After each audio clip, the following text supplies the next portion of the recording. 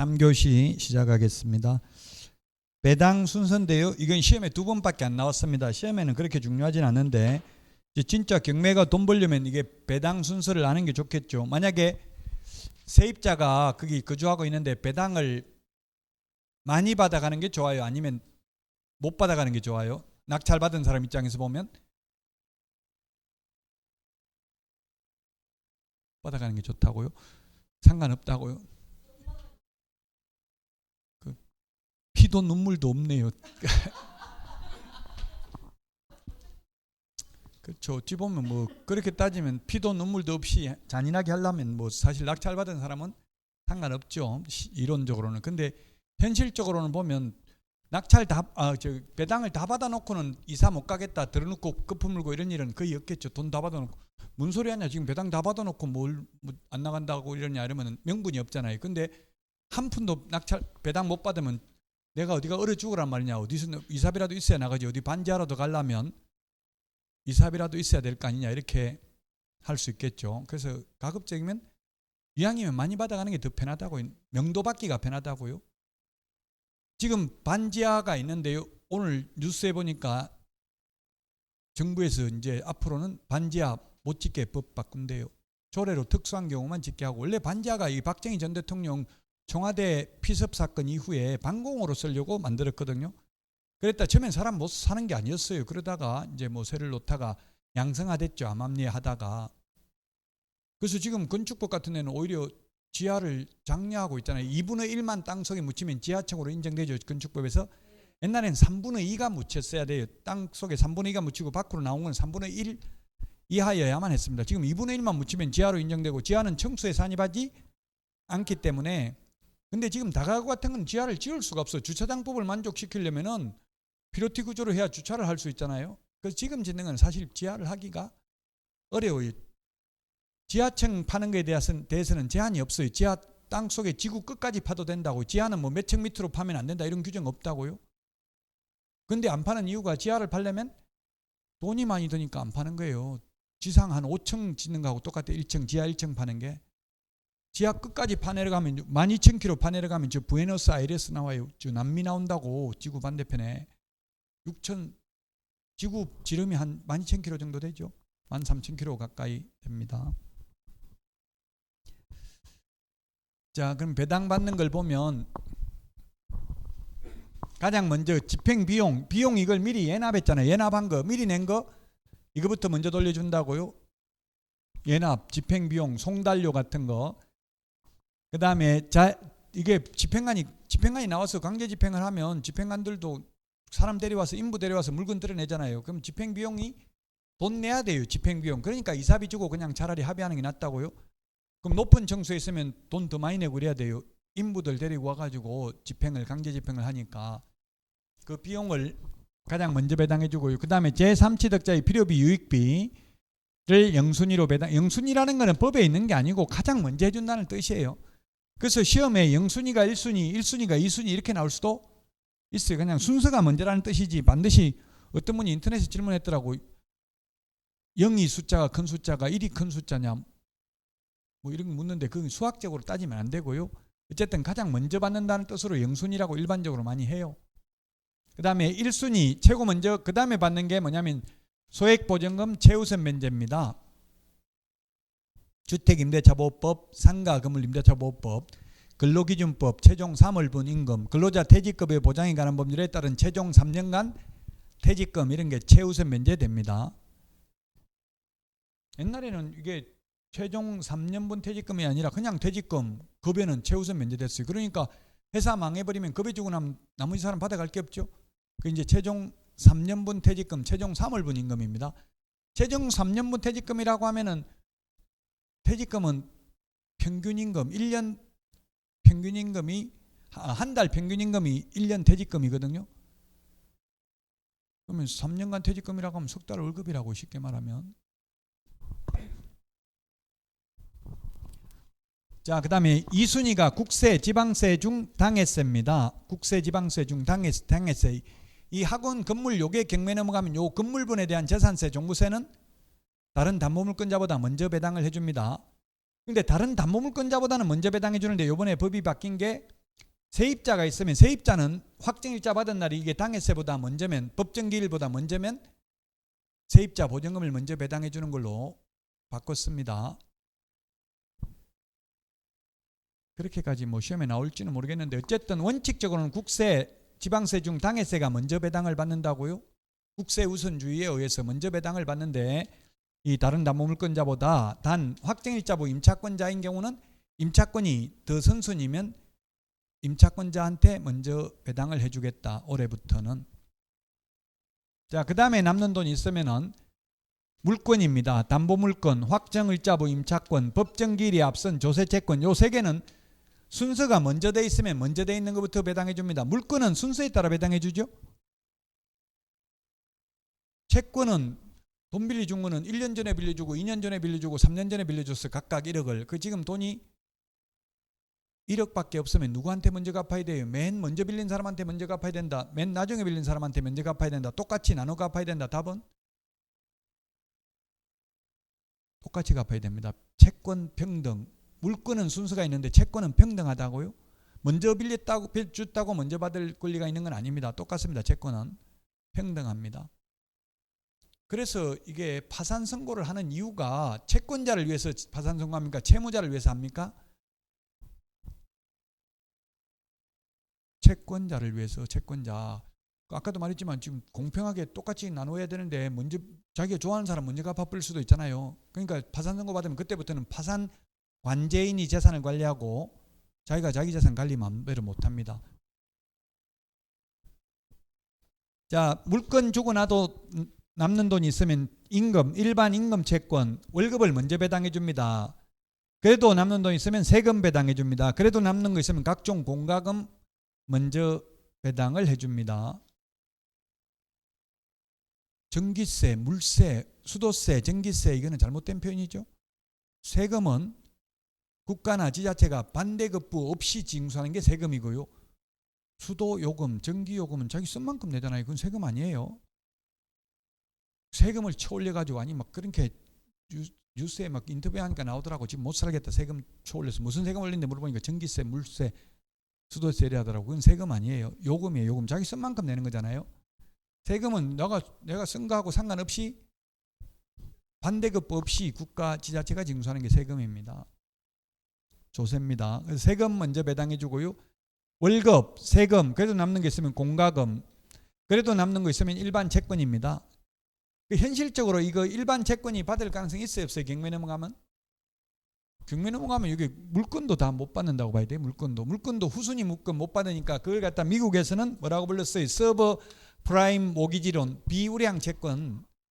우리나라에는 이게 뭐예요? 뭐 제2금융권에서 받은 대출이 후순위잖아요, 대체로. 후순위는 위험하니까 그 대신에 이자를 많이 받죠? 떼일 거 감안해가지고 이자를 많이 받는다고요. 제2금융권에서는 대출금리가. 제1금융권은 최선순위니까 어느 정도 안전하니까 금리가 낮고요.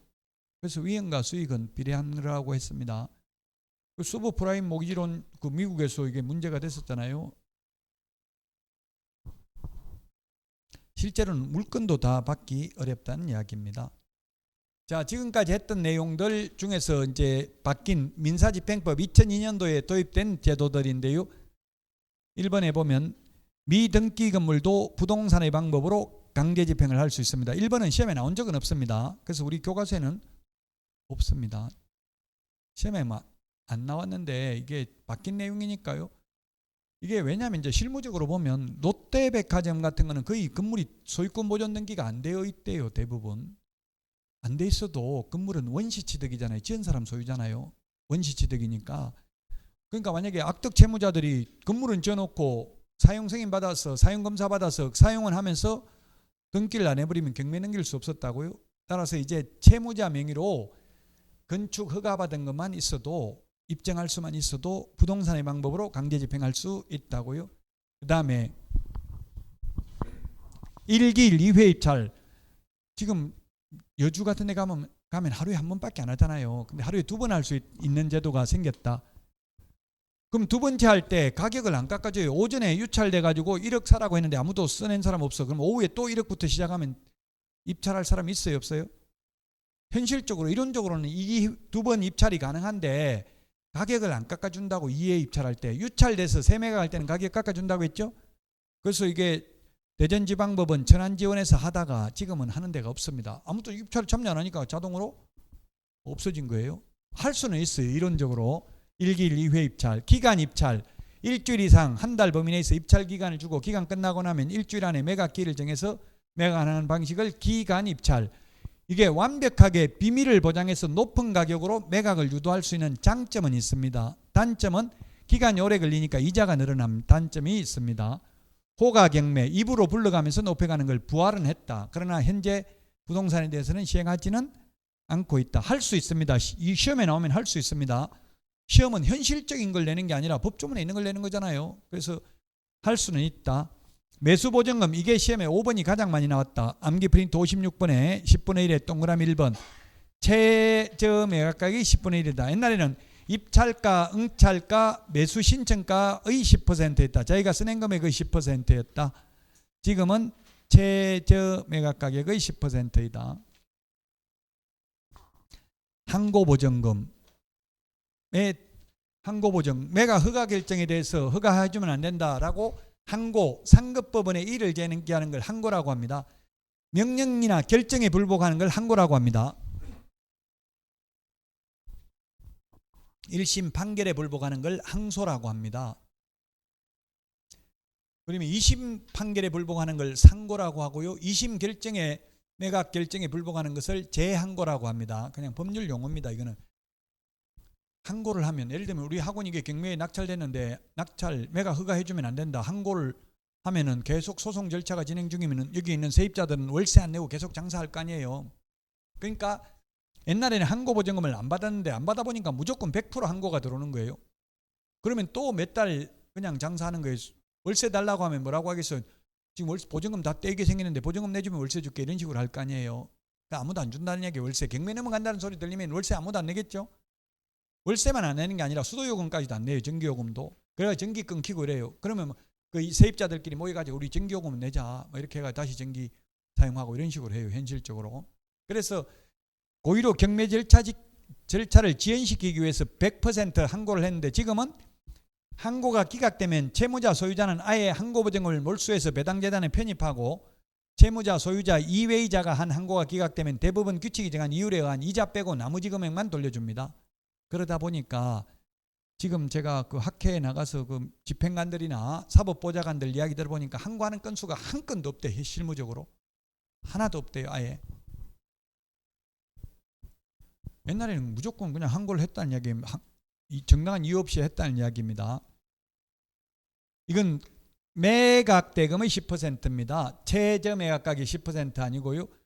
그래서 아까 2억이 최저 매각가격인데 2억 5천 써내가지고 낙찰받았으면 2억 5천에 낙찰됐는데 이게 대해서 항고하려면 2,500만 원 내야 되겠죠.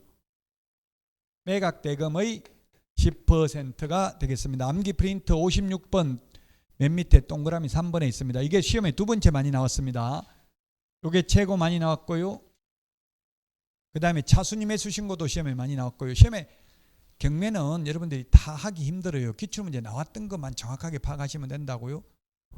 그 뭐 사이드에 있는 거 내면 맞출 수가 없어요. 이게 민사집행법이 130개 조문이 넘어요. 130한5조 정도 되는데 우리 공인중개사법 51개 조문밖에 안 돼요. 공인중개사법의 공부할 분량이 10배가 넘는데 시험은 한 문제밖에 안 나온다고요. 공인중개사법은 28문제 나오고. 대금 지급 기일에서 기한제로 받겠다. 이것도 시험에 많이 나왔고요. 배당 요구의 종기가 첫 매각길 이전의 날로 정해서 공고하도록 받겠다. 인도명령의 범위가 옛날에는 채무자 소유자만 가능했는데 지금은 정당한 근원에 의해서 매수인에게 대항할 수 없는 모든 점유자를 대상으로 인도명령할 수 있고, 매각 대금 납부하고 6개월이 경과되면 인도명령을 못하고 명도 소송을 해야 됩니다. 자, 그 다음에 이제 매수 신청들인데 여기서부터는 662페이지, 여기서부터는 이렇게 민사집행법처럼 좀 생각해야 되거나 이런 어려운 부분은 없습니다. 그냥 단순히 내용만 암기하면 되는 부분들입니다. 그래서 어떤 분들은 이게 매수 신청 대리가 교과서 보통 맨 뒤에 있으니까 포기하는 분들이 많아요. 아예 공부를 전혀 안 하는 분들이 많아요. 공법도 농지법 같은 게 맨 뒤에 있으니까 거의 공부 안 하는 분들이 있죠. 강사들도 진도 이거 못 나가는 경우도 많아요. 저는 지금 미리 딱 PPT로 다 만들어 왔기 때문에 안 나갈 수가 없어. 딱 정해진 만큼 무조건 해야 돼요. 더 하지도 못하고 덜 하지도 못하고 그냥 최고로 하다 보면 이거 못 하는 경우 많아요. 다른 학원 다닌 분들 인터넷에 올려놨더라고. 경매는 뭐 1년 내 학원 다니는데 경매 제대로 한 번도 못 들어봤다 이런 이야기 하더라고요. 맨 뒤에 있으니까 앞에서 시간 많이 끌고 뒤에는 빨리 나가고 이렇게 보통 한다고요. 저는 지금 오히려 역으로 하고 있어요. 지금 앞에는 빨리 나가고 뒤에를 천천히 하고 있는 편이에요. 이 정도면 여러분들은 못 느끼겠지만. 자, 매수 신청 대리권의 범위입니다. 법률행위 대리를 어부라는 것은 원칙적으로 변호사만 가능합니다. 그래서 결론을 말씀드리면 소송 대리는 안 됩니다. 소송 대리는 시험에 출제됐습니다. 그냥 소송 대리 이렇게 나오는 게 아니라 명도 소송, 배당이의 소송, 항고 소송, 기일 변경 신청, 기일 변경 재판 날짜 바꿔달라고 하는 거 이것도 소송 절차잖아요. 그런 건 대리 못 한다고요. 기일 변경 신청 이런 것들은 소송 절차이기 때문에 변호사가 해야 되고 개업공개사는 대리 못한다. 그럼 여기 7개가 있는데 뭐 하냐면 그냥 대신 입찰표 적어주는 것, 돈 대신 내는 것, 돈 대신 돌려받는 것, 자순위 매수 신고하는 것, 자순위 매수 신고인이 지분을 포기하는 것, 공유자 우선 매수 신고, 구임대주택법상 임차인 우선 매수 신고 이런 거 할 수 있어요. 구임대 여기서 임차인이라는 거는 우리 지금 일반 주택을 말하는 게 아니고 옛날에는 구임대주택법이고 지금은 민간임대주택 특별법에 의한 민간임대주택을 말하는 거예요. 이게 민간임대주택 특별법에 의한 민간임대주택을 여러분들 이천에도 엄청나게 많더라고요. 여기 렌트홈에 들어가면 대상주택이 그 집원 치면 다 나와요. 검색이 가능해. 민간임대주택 특별법에 의한 민간임대주택 인재부. 이천도 임대사업 하는 사람 엄청 많더라고요. 여기는 들어가면 세입자 입장에서는 좋죠. 최대 5%밖에 못 올리고 10년이고 20년이고 계속 5%밖에 못 해요. 임대사업을 하는 동안은. 세입자 밖에도 5%밖에 못 올려요. 최대. 무조건 5% 올리는 게 아니라 상당하지 아니한 경우만 올릴 수 있죠. 이 렌터홈에 들어가면 여러분들이 그냥 렌터홈 즉 민간임대주택 특별법에 의한 민간임대주택이 아니라 하더라도 여기 들어가면 아까 그 5% 올릴 수 있고 또 월차임 전환율 있었잖아요. 그 기준금리 더하기 2% 또는 기준금리 4.5배 이런 거 그 자동 계산기가 있어요. 자동 계산기 얼마 올릴 수 있는지 그 계산돼서 나온다고요. 만약 지금 뭐 보증금 1억에 월세 60만 원인데 얼마까지 올릴 수 있는지 다 계산돼서 나온다고.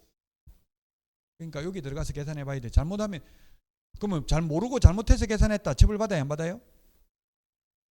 처벌받습니다. 모르고 일부러 그런 게 아니고 진짜 모르고 해도.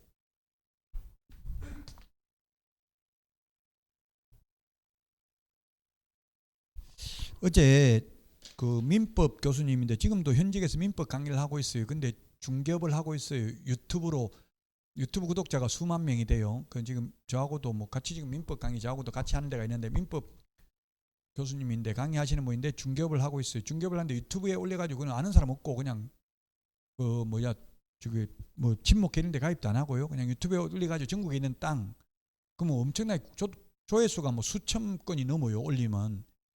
그래가지고 계약을 많이 했다더라고요. 근데 지금 어제 과태료 200만 원 받았다더라고요. 200만 원. 왜 과태료 받았냐면은 매물 올리는 거 거래 완료 이렇게 적어놓은 거예요. 유튜브에 거래 완료. 정직한 거죠. 거래 완료됐다고 허위 매물 아니라고. 거래 완료됐다고 올리는데 그거 캡처해가지고 바로 국민신문고에 민원 넣어가지고 이 허위 매물 올린 거예요. 가짜 매물, 미끼 매물. 거래 끝났는데 올려놨다 이거에 광고를. 참 이게 좀 논리적으로 보면 조금 바람직하진 않는데 어쨌든 현 법이 그렇다는 이야기예요. 악법도 법이죠. 그 거래 끝났으면 내려야 된다는 이야기예요. 거래 완료라고 표시를 해놔도 안 된다는 이야기 현재 유권 해석은. 그래서 허위 매물 올렸다고 허위 매물 올리면 이게 무조건 500만 원이 개별 기준이 500만 원이잖아요. 그 개별 기준 400, 300, 200 뭐 이런 거 했었잖아요. 이 500이에요. 500. 500이면 2분의 1까지 깎아줄 수 있는 거예요. 그래서 250만 원 깎아준 거예요. 거래 완료라고 써놨으니까 고의가 있는 건 아니잖아요. 그냥 선의로 한 거니까. 그래서 250만 원 2분의 1 깎아줘가지고. 그런데 과태료 빨리 내면 또 20% 깎아줘요. 질서 위반 행위 규제법에 의해서 여러분들 교통법규 위반해가 스티커 끊긴 것도 빨리 내면 5만 원짜리 빨리 내면 4만 원만 내면 된다고. 그래서 250만 원인데 빨리 내가지고 그냥 200만 원 내고 치웠다 하더라고요. 그러니까 이제 문제는 유튜브에 좋은 매물이 있어야 사람들이 구독자도 늘고 그거 보고 뭐 조회수도 늘어나면 또 유튜브 수익이 생길 수도 있고 그러는데 이게 무조건 좋은 물건은 바로 거래된대. 올렸다면 한 2, 3일 안에 거래가 된대요. 그러니까 바로바로 내려야 되니까 이제 안 좋은 물건만 있는 거예요. 거래 안 된 건. 그럼 사람들이 이게 안 좋은 물건만 있다 생각하고 안 들을 수도 있잖아요. 그런 어려움을 호소하더라고요. 이거 참 심정적으로 이해는 되지만 제가 뭐 장관도 아니고 장관이라 하더라도 공무원들은 그 국민신문고에 올려버리면 그 처리 결과를 알려줘야 돼요. 가장 여러분들도 이제 괴롭히려면은 국민신문고에 올려야 돼. 그냥 제가 가서 공무원한테 직접 저기 불법 광고 위반했던데 단속해 주자 하니까 신경 쓰지 말고 그냥 일이나 보세요. 그 우리가 알아서 할 테니까 아마 곧 고칠 겁니다. 이렇게 하고 신경도 안 써요. 근데 국민신문고에 올려버리면 그 근거가 남으니까 빼도 박도 못해. 무조건 처리 결과를 보고해야 돼요. 그러니까 여러분들도 불나면 119에 신고하고 무슨 사건 사고 있으면 배우자한테 한 대 맞으면 저는 바로 112에 신고해요. 112에. 와이프가 욕하면 112에 신고해요. 욕했다고. 그럼 출동하면 그 기록이 남아있으면 나중에 이혼할 때 유리한 거예요. 나한테 그 정상이 참작돼요.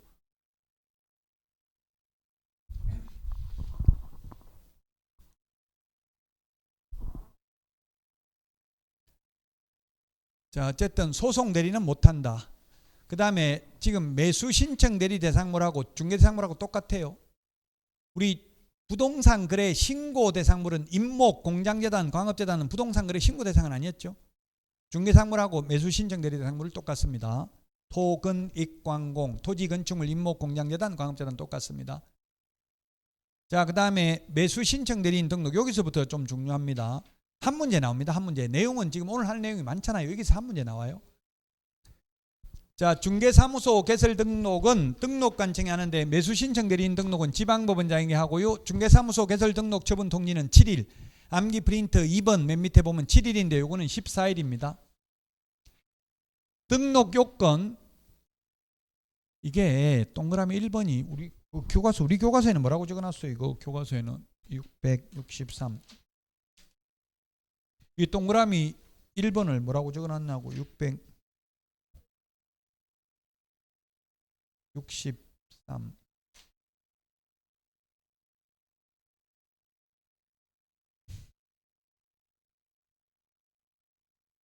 실무교육, 보정설정. 여기는 안 적어놨네. 그 박스인데 그 663에 박스인데 여기는 우리 책에는 안 적어놨네요. 보정설정, 실무교육, 결격사유에 해당되지 아니할 것. 결격사유에 해당하지 아니할 걸 적어놨는데 저는 이거 1번을 적어놨는데 이게 참 논리적으로 보면 모순이라는 이야기예요. 개업공개사 안에 법인인 개업공개사, 공인계사인 개업공개사, 부칙개공 다 들어가잖아요. 매수신청들이 규칙에 이렇게 적혀져 있어요. 제가 잘못 적은 게 아니라. 그래서 여기서 이 개업공개사라는 뜻은 공인중개사인 개업공개사라는 의미라고요. 쉽게 말하면 부칙개공은 안 된다는 이야기예요. 이게 매수신청들인 등록이 법인이고요. 그 다음에 실무교육 받아야 되고요. 보정설정을 미리 해야 됩니다. 보정설정 미리 해야 되죠. 암기 프린트 56번에 맨 위에 동그라미 1번하고 동그라미 3번을 비교해야 됩니다. 동그라미 3번에 있습니다. 56번 맨 위에 동그라미 3번. 밑줄 치놓으세요. 56번에 있습니까? 동그라미 3번. 동그라미 1번하고 비교해야 된다고요. 자, 그 다음에 서류 내야 되는데 서류 보면 이게 자격증 사본 들어가야 되니까 부칙개공 자격증 없잖아요. 부칙개공은 매수신청 대리인 등록 못한다는 이야기죠. 그 다음에 이게 등록을 해야 돼. 등록증이 있어야 돼요. 그래서 자격증만 따가지고 나는 중개업은 안 하고 매수신청 대리만 하겠다는 것은 불가능하다고요. 중개사무소 등록을 해야 매수신청 대리인 등록할 수 있다고. 등록증 제출해야 되잖아요. 모든 사진은 여권용 사진으로 바뀌었습니다. 옛날에 반명한판 사진, 시험에 여권용 사진 제출 안 해도 된다. X로 나왔어요. 제출해야 됩니다. 여권용 사진입니다. 반명한판이 아니고요. 반명한판은 3 곱하기 4죠. 이거는 3.5 곱하기 4.5. 여권용 사진은 여자분들 같으면 귀도 나와야 되고 눈썹도 나와야 되죠. 속눈썹 붙이면 돼요? 안 돼요? 여권용 사진에. 그 누가 안 된다 했어요. 물어봤잖아요. 그거는 된다고요. 메이크업은 해도 된다고요. 단 해도 되는데 그 여권용 사진 너무 심하게 한 거 붙여놨다가 시험장에 가면 감독관이 와가지고 얼굴 한번 봤다가 사진 한번 봤다가 계속 거기서 앞에서 자꾸 쳐다보고 있어요. 그러면은 신경 쓰인 사람, 예민한 사람은 또 그 신경 쓰일 수 있어요. 저는 좀 무뎌가지고 그러거나 말거나 신경 안 쓰고 하는데 저 같은 경우는 와이프는 보면 되게 예민하거든요. 그래서 혼자 사는 게 편하기는 편해요. 같이 사니까 예민하니까 자꾸 신경을 써야 되는, 상대방이 또 이렇게 하면 기분 나쁠까 이런 걸 신경 쓰다니까 제가 스트레스 받아요. 그러면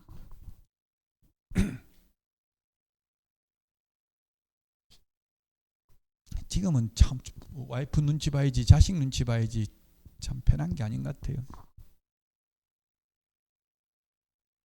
자, 그 다음에 수수료. 이거 암기 프린터 52번에 있습니다. 52번 수수료. 52번에 수수료 내는 거 공인중개사 2만원, 법인은 3만원. 자, 그 다음에 결격사유가 여기 5개 있는데 요 결격사유 5가지는 663 결격사유 5가지는 이게 추가되는 거예요. 공인중개사법상 결격사유 31번 암기 프린트에 있는 12가지 외에 추가되는 거예요. 예를 들면 우리 매수신청대리 결격사유에는 미성년자, 피성년 의견인, 피한정 의견인, 파산 선고받은 사람 안 나와 있잖아요. 그럼 파산 선고받은 사람이 매수신청대리인 등록할 수 있냐고 없냐고요? 없다. 왜냐하면 중개사무소 개설 등록이 가능한 사람만 매수신청대리인 등록할 수 있다고 했잖아요. 그 결격사유 12가지 우리 공인중개사법상 결격사유에 해당되는 건 당연히 안 되고 그게 추가되는 게 5개 더 있다. 근데 1번이 시험에 나와서 26회도 나오고 또 한 번 더 나왔는데요. 등록 취소되고 나서 3년 지나지 아니한 자는 등록 안 되는데 단 이게 단서가 나왔다고 폐업 신고로 이 웃겨요. 웃겨. 정말 웃긴다고 스스로 안 하겠다고 중개업을 폐업하는데도 매수 신청 대리인 등록을 취소해요. 그래서 제가 법원 행정처에 왜 기분 나쁘게 안 하겠다는 사람 왜 등록 취소하냐 물어보니까 기분 나쁘라고 그래. 왜 이러더라고요. 기분 나쁘잖아요. 지금 중개업 안 하겠다는데도 매수 신청 대리인 등록을 취소해요. 그러면 제지에서 등록 취소된 게 아니잖아요. 그러니까 3년 안 지나도 다시 등록할 수 있다. 중개업을 등록했으면. 이게 시험에 2번 나왔어. 최근에 26회 이후 단서가. 그 다음에 경매 유죄 판결 받고 판결 확정일로부터 2년 미경과자입니다. 업무정지 기간 중에 있는 자, 법인의 업무정지 사유 발생 당시입니다. 처분 당시가 아니라 사유 발생 당시. 사유 발생 당시 밑에 처분 당시 X, 업무정지 처분 당시가 아니고요. 결격사유에 해당되는 자가 있는 자가 사원 임원으로 있는 법인은 매수신청대리인 등록 안 됩니다. 휴업은 3월 초가 공인중개사법하고 똑같습니다. 단 휴업 폐업은 매수신청대리인 등록증 첨부해야 되고요. 재개 변경 미리 신고합니다. 휴업 6개월 초과할 수 없습니다. 실무교육 암기 프린트 53번에 그 교육제도 까만 별표 있는 박스가 매수신청 대리 관련 실무교육입니다. 까만 별표 있죠? 법원 행정처장입니다. 법원 행정처장 시험에 지방법원장 X로 출제돼서 까만 별표 그 있습니다. 박스에. 지방법원장이 아니라 법원 행정처장이 지정하는 교육기관에서 교육받아야 되고요. 그 법원 행정처장에게 지정 승인 요청할 수 있는 곳이 대학 전문대 협회만 가능하고 우리 그 암기 프린트에는 공기업 X라고 적어놨죠. 암기 프린트 53번 별표 53번 까만 별표 공기업 X라고 되어 있죠. 공기업 준정부기관은 매수신청 대리인 지정 승인을 요청할 수 없다. 자, 교육 대상은 법인의 경우 오직 대표자만 받습니다. 중개 실무교육은 모든 임원, 사원, 전원이 다 받아야 되죠. 그런데 대표자만 받습니다. 폐업 신고 후 다시 등록할 때는 안 받아도 됩니다. X 안 받아도 된다. 자, 등록 신청일 전 1년 이내에 실시하는 교육을 받아야 됩니다. 사전교육 암기 프린트 53번에 5개 교육이 있는데 그중에서 가운데 있는 3개가 사전교육입니다. 맨 처음에 있는 연수교육, 맨 마지막에 있는 거래사고 예방교육은 사후교육입니다. 현업에 종사하는 분들이 받는 교육입니다. 사전교육 미리 받아야 되는 교육의 유효기간은 1년입니다. 교육받고 1년 안에 개업하거나 취직 안 하면 다시 받아야 됩니다. 그만두고 1년 안에 개업하거나 취직하려면 교육 안 받아도 됩니다. 사전교육. 유효기간 1년이다. 그래서 교육 제가 지금 동국대학교 실무교육 지금 강사입니다. 현직에서. 지금도 제가 한국공인중개사협회 경기 북부지부에서도 강사를 하고 있는데요.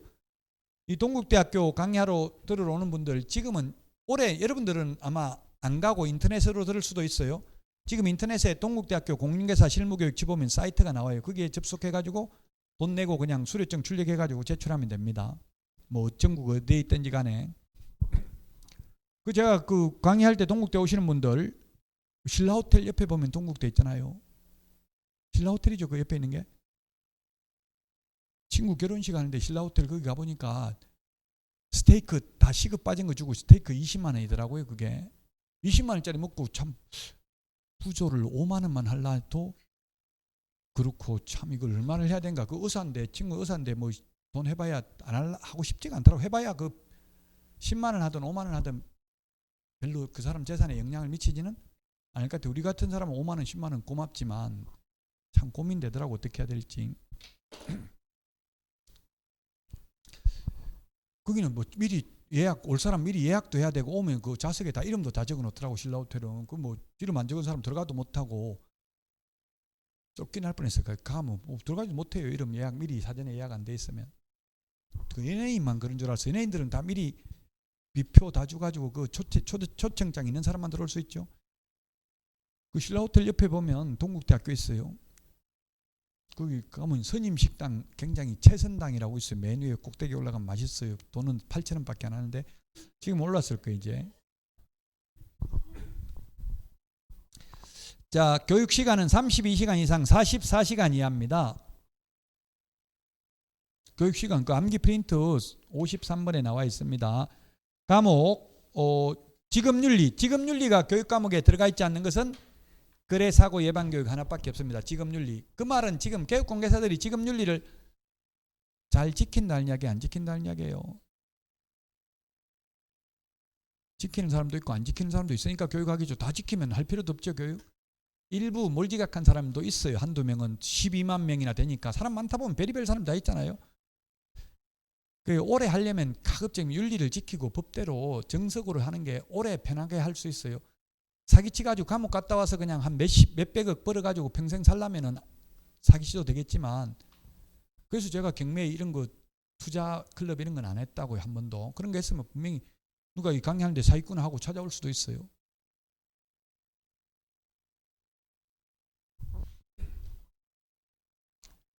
자, 손해배상 책임은 공인중개사법하고 똑같습니다.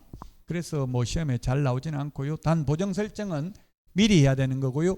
요 보정 설정 금액이 올해 바뀌었죠. 1월 1일부터 암기 프린트 52번에 맨 밑에 있나요? 52번 맨 밑에. 법인은 4억, 분사무소 2억, 개인개업공개사는 2억 이상 가입해야 되고요. 특수법인은 매수 신청들이 못하니까 가입할 필요 없죠. 52번 맨 밑에 있습니까? 암기 프린터. 그 52번 맨 밑에 동그라미 1번에 그 매수 신청 대리 동, 한자로 동, 같을 동.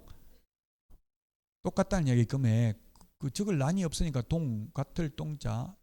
암기 프린터 이거 읽어보고 무슨 말인지 모르면 물어봐야 돼. 옆에 사람한테 물어보고 그래도 이해 안 되면 저한테 물어봐야 돼요. 말을 다 줄여놨기 때문에 무슨 말인지 두 장에다가 책 한 권을 다 넣어놨으니까 정확하게 길게 설명할 수가 없어요.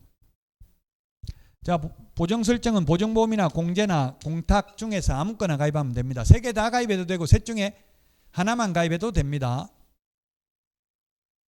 우리 기본서에는 보면 아마 택일하여야 한다 이렇게 적어놨을 수 있어요. 택일하여야 한다. 우리 기본서인지 어디서 봤는데 지금 기억이 정확하게 모르겠는데요.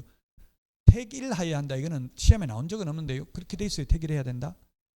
택일해야 돼. 법조문에 있는 거 그대로에 이게 이 보정보험 또는 공제 가입하거나 공탁해야 된다. 이걸 택일은 하나만 택해야 된다는 말이잖아요.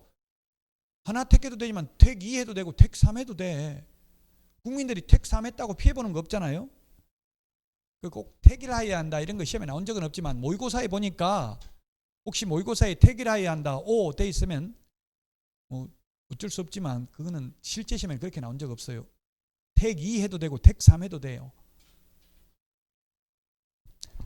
요 3년 암기 프린트 46번에 있습니다. 3년간 회수할 수 없다 공탁금은. 왜냐하면 민법 766조 손해배상 소멸시효가 3년이기 때문에 그렇습니다. 재보정 설정 15일 이내입니다. 15일 이내. 암기 프린트 49번에 15번이 있습니다. 대리행위 방식은 대리행위마다 대리권을 증명하는 서면을 제출해야 됩니다. 다만 같은 날 같은 장소에서 대리를 하는 경우에 하나의 서면으로 가늠할 수 있습니다. 개업공개사가 직접 출석해야 되고 임원, 소속공개사 출석 못합니다. 그래서 임원이나 소속공개사는 출석도 못하고 대리도 못하니까 실무교육 받을 필요 없다. 대표자만 받으면 된다. 왜냐하면 대표자가 출석해야 되니까 법인의 경우. 이것도 제가 건의 많이 했어요. 그 사장이 대표이사 사장이 법정에 가가지고 입찰표나 적고 앉았고 자존심 상하고 모욕감 느끼게 사장은 경영에 전념하고 그 사업 구상을 해야 되는데 이렇게 하니까 기분 나쁘면 안 하면 되잖아. 이렇게 이야기해요. 법원행정처에서는. 그 법원행정처에서는 가급적이면 자존심을 건드려가서 못하게 만들어놨다고 이걸. 왜냐하면 변호사들 자기들끼리만 하려고.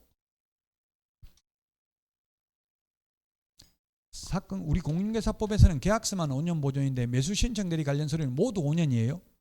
모두 5년. 이것도 개업공개사한테는 부담이잖아요. 사무소에 5년 동안 보존하려고 하면 계약을 많이 하면 이거 어디다 다 나눌 거예요. 그 5년이에요. 그만큼 부담을 자꾸 지우고 있는 게 5년. 5년 동안 보존해야 됩니다. 그런데 사건 카드를 교부할 필요는 없고요. 자, 설명해야 될 내용이 있는데 이 중에서 시험에 나왔던 게 경제적 가치. 경제적 가치가 뭐냐면 감정가격입니다. 우리 경매 넘어가면 감정평가사가 평가한다고 했죠. 이게 사건 카드에 경제적 가치 적는欄이 확인 설명서에 경제적 가치를 적는欄이 있더라고요. 거기 뭐 적냐면 감정가격 적더라고. 감정평가사가 평가한 금액. 그럼 이거 1억 2천에 평가되는데 아마 1억 이거 사면 얼마 정도 시세 차익을 낼 수 있습니다. 이런 정도가 되겠죠. 말로 하는 게 중요한 게 아니라 서식에 적는 게 중요합니다. 서식에 적는 거. 지난주에 이야기했죠. 비행기 소음 시끄럽다고 소음 있다고 계약서나 확인설명서에 소음이 발생할 수 있음 적어놨다고요. 근데 들어가 보니까 너무 예상했던 것보다 크다. 개업공개사한테 손해배상 청구하려고 하는데 가능하냐. 변호사가 안 된다더라고요. 뭐 확인설명 위반으로 공인중개사법상 행정상 제재를 받을지는 모르겠지만 민사상 손해배상 하기는 어려울 것으로 보인다. 왜냐하면 계약서 확인설명서에 소음 발생할 우려가 있다. 했으면 그 구체적 소음도는 본인이 확인해야 되지. 선량한 관리자의 주요무를 성간주의무 자기가 확인 안 한 게 더 크다. 그래서 요즘은 분양계약서 이런 데 보면 깨알같이 다 적어놨어요. 분묘 묘가 있을 수 있다. 뭐 주위에 비행기 소음이 있을 수 있다. 이런 거 다 적어놨어요. 그 다음에 취득시 부담할 조세가 아니라 인수해야 될 권리가 뭐가 있어요? 유치권, 분묘기지권, 법정지상권 이런 거죠. 공인중개사법은 암기 프린터 6번에 보면 6번에 9번에 보면 취득시 부담할 조세의 종류 및 세율이죠.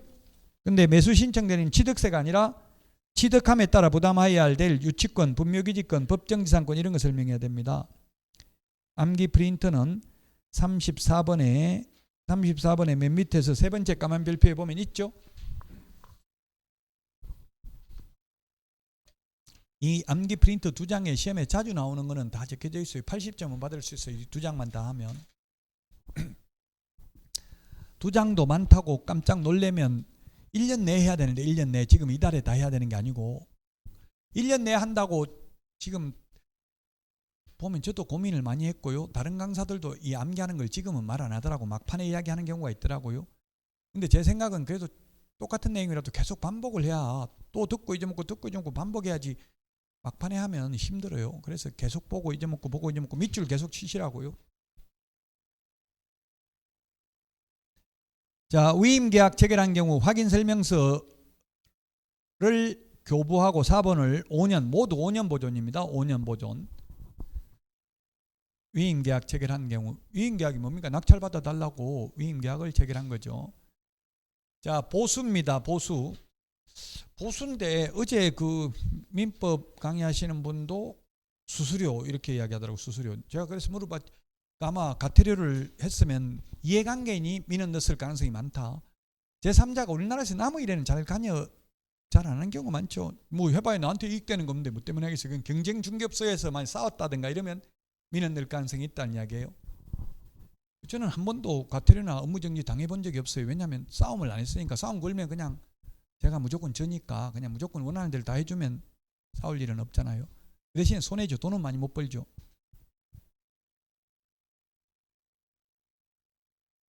왜냐하면 제가 완전히 중개만 하는 게 아니고 이게 강의도 하면서 했기 때문에 그러면 약점이 있잖아요. 약점. 뭐 빌려준 이런 식으로 해가지고 물고 늘어지면 피곤하잖아요. 그 민원 제기하면 가서 막 조사받아야 되고 이 불편하니까 그냥 무조건 손해보고 말 끝내니까 문제되진 않더라고요. 자, 이거는 아직 매수 신청들이 보수 요 위에는 출제된 적이 없습니다. 이게 예규에 있기 때문에 우리 암기 프린트는 52번에 있습니다. 매수인이 된 경우에는 감정가 1% 또는 최저매각 가격 1.5% 중에서 합의된 금액, 높은 금액 받아도 되고 낮은 금액 받아도 됩니다. 높은 금액을 받아도 됩니다. 매수인이 되지 못한 경우 50만 원 받을 수 있고요. 상담 및 권리분석 보수 50만 원입니다. 이거는 꽤 크잖아요. 지금 변호사도 아마 상담 보수 이렇게 50만 원까지는 안 받는 것 같은데요. 변호사도 한 10만 원 이 정도 받죠. 에? 시간당? 시간당 이 50만 원이면 꽤 큰 금액이잖아요. 이거는 상담 및 권리분석 보수 50만 원 받을 수 있다. 1부동산당 여러 물건을 함께 분석하면 1부동산당 5만 원 정액할 수 있고요. 실비 50만 원 범위 내에서 받을 수 있고요. 이것도 50만 원 잘못됐네. 30만 원인데 이것도 잘못됐네. 30만 원. 암기 프린트 52번에 30만 원이 어디 있어요? 어디 몇 번에 있어요? 17번에 있네. 17번에. 와이프도 자격증 땄는데도 이게 자꾸 틀리는 게 있네. 제가 원고를 잘못 썼을 수 있는데 자격증 따도 안 보면 금방 시험 볼 때만 알지 금방 잊어먹죠. 30만 원 30만 원 범위 내에서 받을 수 있습니다. 근데 30만 원 무조건 받는 게 아니라 원거리 출장비 암기 프린트 17번에 있습니다. 52번에 멀리 가는 출장비 멀리 가는 교통비는 받을 수 있는데 가까운 거리 가는 교통비 청구 못합니다. 실비로 등기사항 증명서 발급 비용도 청구 못합니다. 등기사항 증명서 등기소에 가서 직접 발급하니까 1,200원 달라 하더라고요. 그 다음에 등기소에 가가지고 그 기계로 하면은 1,000원인가 그래요. 인터넷으로 열람하면 800원인가 밖에 안 합니다.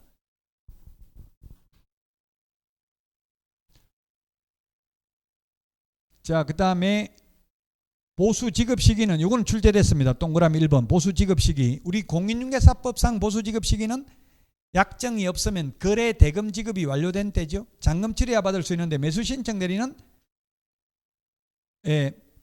매각 대금 지급 기한일 받을 수 있습니다. 약정이 없으면 미리 설명해야 되고요. 위임계약 체결 전에. 그리고 설명만 해가 되는 게 아니라 사건 카드에 기록해놔야 돼요. 그래야 나중에 증거가 되니까. 그 다음에 중개 보수 영수증은 교부 보존 의무가 없는데 매수 신청 대리 보수 영수증은 교부는 해야 되는데 보존할 의무는 없습니다.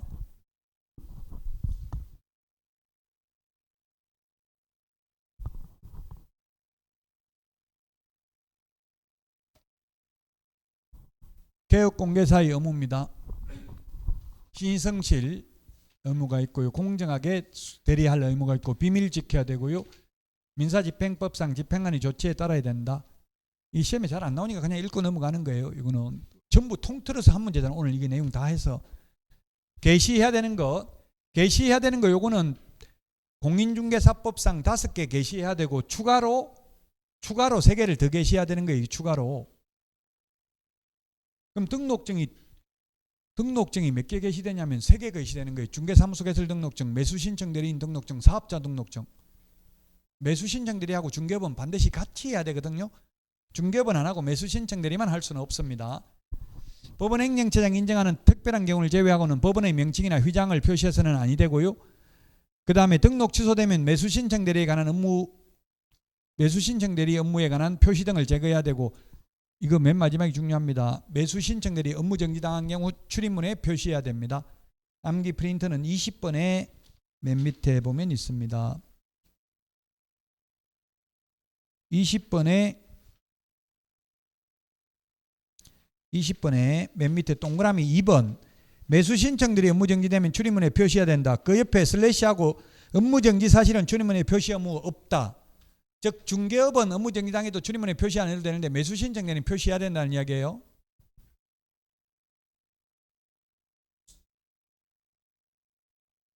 그리고 매수신청들이 업무정지는 아까 1월 이상 2년 이하입니다. 자, 그 다음에 신고 의무. 다음 10일 이내 사후에 신고하는 게 있는데 요거 휴폐업 요거 하나만 2번만 좀 주의하십시오. 2번 특히 헷갈리는 게 공인중개사법상 휴업 3월 초과하는 경우 미리 신고해야 되고요. 매수 신청될 휴업도 미리 신고해야 돼요. 지방법원장이. 그런데 이거는 뭐냐면 중개업을 휴업하거나 폐업한 경우에는 우리 등록관청에는 미리 해야 되는데 지방법원장에게는 사후 10일 이내에 또 한 번 해야 됩니다. 2번 하는 거죠. 금지행위 중에서 시험에 나왔던 거는 2번, 3번만 시험에 나왔습니다. 나머지는 읽어보면 다 하면 안 될 것 같은 느낌 들어요. 2번, 3번이에요. 2번, 3번. 2번 매수 신청 대리인이 된 사건에 있어서 매수 신청인으로 매수 신청을 하는 행위. 3번 동일한 부동산에 대하여 이해관계가 다른 2명 이상을 동시에 대리하는 경우. 옛날에는 한 남자가 2 여자를 당신만을 사랑한다 이렇게 하면 옛날에는 혼인빙자 간음죄로 처벌받았습니다. 지금은 혼인빙자 간음죄 없습니다. 처벌 안 받습니다. 여러 여자한테 난 당신만 사랑한다 해도 됩니다. 지금은 사기죄가 되더라고. 여러 사람한테 사랑한다 해가지고 그냥 재산상 피해만 안 입혔으면 사기 아닌데 돈 뜯어내가지고 나 의사해야 되니까 돈 좀 빌려달라. 예를 들면 이렇게 해가 돈 뜯어내면 사기죄 되더라고요. 그 남편이 의사 공부한다고 하니까 그 어떤 사람 댓글 단 거 집도 샀다고 하니까 집하고 모든 재산은 부인 명의로 해놓고 뒷바라지라 나중에 배신당할 수 있다. 이렇게 댓글 보면 참 적나라하고 다 경험이 우러난 댓글들이 많아요. 자, 그래서 동시에 2명을 대리하면 안 된다고. 그럼 2 사람한테 동시에 내가 1등 시켜줄게 해가지고 상담 및 권리분석 보수 50만 원 받고 실비 30만 원 받고 하면 안 되겠죠. 2명이 1등이 될 수 없으니까 만약에 2명이 동점자가 나오면 추가로 동점자만 추가 입찰을 합니다. 1억 써낸 금액이 똑같으면. 그래도 또 동점자 나오면 추첨을 해가지고 1등 뽑습니다. 끝내. 만약 차순위 매수 신고인 2등이 2명이 나오면 처음부터 추첨입니다. 왜냐하면 2등은 별 실익이 없다 했잖아요. 2등 해봐야. 2등은 처음부터 추첨해요. 2명 나오면. 제가 법원에 가서 보니까 진짜 동점자 나오더라고요. 그래서 시험에는 안 나옵니다만은 실무상은 뒤에 숫자를 무겁게 적어라 이런 격언이 있어요. 1억, 2억 이렇게 적는 게 아니라 1억 99,999원 그렇게 적기면 9,900원 아니면 99,000원 이렇게 1,000원까지는 적어도 되잖아요. 99,000원 뒤에 적으면 99,000원만 더 써놔도 1등 하는 거잖아요. 1억, 2억 이렇게 적는 것보다 뒤에 숫자를 무겁게 적어라. 000으로 하지 말고 이런 격언이 있어요. 자, 어쨌든 2번, 3번 시험에 출제됐습니다. 2명을 동시에 1등 시킬 수 없으니까 한 명은 대리인으로서 한 명은 본인으로서 매수 신청을 하는 것도 안 되잖아요. 그럼 대리하면 돈을 받으니까 자, 지도감독이고 우리 암기 프린터는 12번에 있는데요. 협회는 법원 행정처장이 지도감독합니다. 그 다음에 협회 지부 매수 신청 대리인 등록을 한 개업공개사에 대한 지도감독은 지방법원장이 합니다. 협회 시도지부 여기 개업공개사도 포함됩니다. 개업공개사.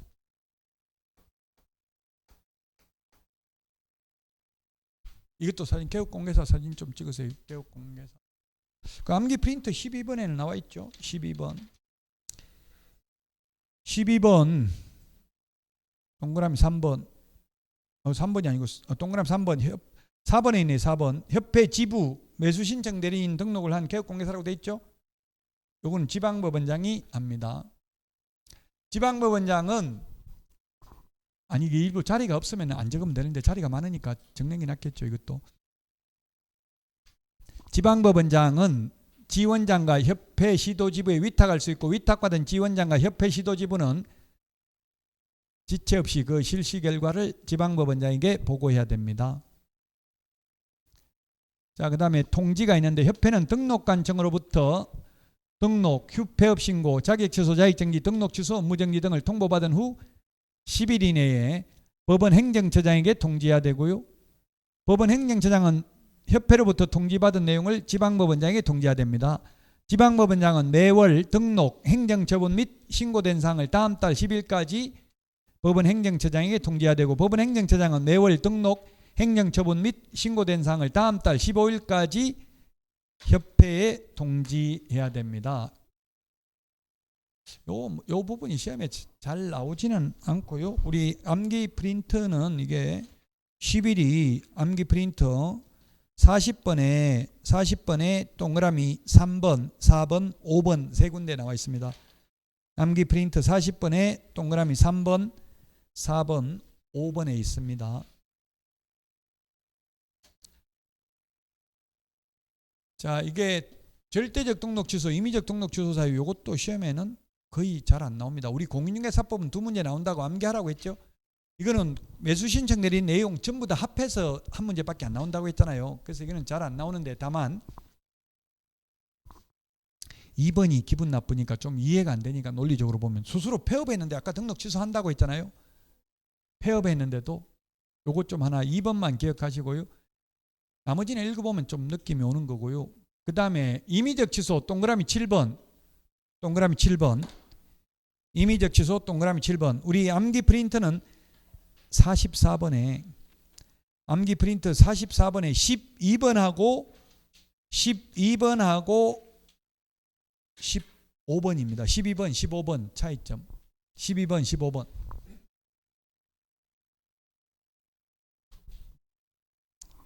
즉 공인중개사법은 2+1이면 절대적 취소인데 매수 신청되는 임의적 취소라고요. 2+1이 똑같아요. 12번하고 15번. 근데 공인중개사법은 절대적 취소인데 매수 신청되는 임의적 취소라는 거, 이것만 좀 기억하십시오. 나머지는 시험에 잘 안 나옵니다. 절대적 업무정지도 휴업하면 절대적 업무정지, 폐업하면 절대적 취소. 기분 나쁘잖아요 지금. 이거 기분 나쁘니까 요거 하나만 기억하고요. 그 다음에 업무정지 기간, 요거 시험에 많이 나왔죠. 1월 이상 2년 이하. 암기 프린트 20번 맨 밑에 있습니다. 공인중개사법은 6개월 이하죠. 공인중개사법은 6개월 이하인데 요거는 1월 이상 2년 이하다. 업무정지 기간이. 자, 그 다음에 행정처분 사전 사후 절차인데요. 우리 공인중개사법에서는 자격 취소, 등록 취소하면 청문하는데 매수 신청 내리는 청문 없고 모두 10일 이상 기간을 정하여 구술 또는 서면에 의한 의견 진술 기회를 부여합니다. 행정처분. 그리고 공인중개사법하고 다른 점, 공인중개사법은 시도의사가 자기 취소할 수 있고 국토부 장관이 거래정보사업자 지정 취소할 수 있는데 매수 신청 대리와 관련된 행정처분은 오로지 지방법원장입니다. 법원 행정처장이 행정처분하는 거 없어요. 오직 지방법원장이 합니다. 행정처분 관리대장 5년 동안 보존해야 됩니다. 전부 5년이라고 했습니다. 업무정지 당해 출입문에 표시해야 된다고 했습니다. 아까 앞에도 나왔었죠. 그 다음에 사망하면 세대를 같이 하고 있는 자가 매수 신청 대리인 등록증 7일 이내에 반납해야 됩니다. 법인인 경우 대표자 또는 임원이었던 자가 7일 이내에 반납해야 됩니다. 암기 프린트는 50번에 46번,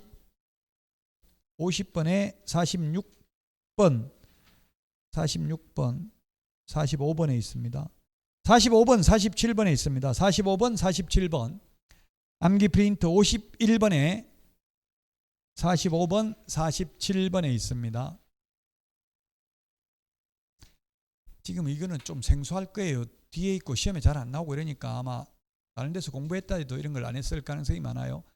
자, 오늘 했던 게 시험에 3문제 나옵니다. 상가 임대차가 가장 중요하죠. 민사특별법, 민법에서도 반드시 한 문제 나오니까요. 상가는 민법에도 한 문제 나오죠. 민법에 2문제 나올 수도 있어요. 민사특별법이 5개 과목인데 6문제 나오잖아요. 그러면 주택임대차든 상가임대차든 이런 게 하나가 2문제 나온다는 얘기. 한 과목이 돌아가면서 2문제 나와요. 작년에 주택이 2문제 나왔으면 올해는 상가가 2문제, 뭐 이런 식으로. 상가임대차가 중요하고요. 상가임대차는 주택임대차하고 차이 나는 걸 좀 비교해서 보시라고요. 예를 들면 묵시적 갱신, 주택의 경우 6개월 전부터 2개월 전까지인데 상가는 6개월 전부터 1개월 전까지 이렇게 차이 나는 부분들 비교하시면 되겠고요. 경공매 중에서는 공매는 안 받아도 되고 경매, 매수보증금은 최저 매각가격 10분의 1, 항고보증금 매각대금의 10분의 1, 차순위 매수신고는 최고가 매수신고인이 신고한 금액에서 그 보증금을 뺀 금액을 넘는 때에만 할 수 있습니다. 매수 신청 대리는 중개업하고 차이 나는 것. 아까 업무정지 매수 신청 대리는 1월 이상 2년 이하, 중개업은 6월 이하. 그리고 중개업 업무정지는 등록관청이, 매수 신청 대리 업무정지는 지방법원장. 매수 신청 대리는 모두 지방법원장이라고 했죠. 행정처분은. 매수 신청 대리 위반해가지고 징역, 벌금, 과태료는 없습니다. 오직 행정처분밖에 없어요. 등록 취소, 업무정지밖에 없습니다. 절대적 등록 취소, 폐업하면 절대적 등록 취소, 휴업하면 절대적 업무정지. 업무정지가 절대적 업무정지가 있어요. 공인중개사법은 다 업무정지 할 수 있다죠. 매수신청 대리는 하여야 하는 것도 있습니다. 휴업하면 해야 됩니다. 자, 그러면 오늘 문제는 쉬었다가 하도록 하겠습니다.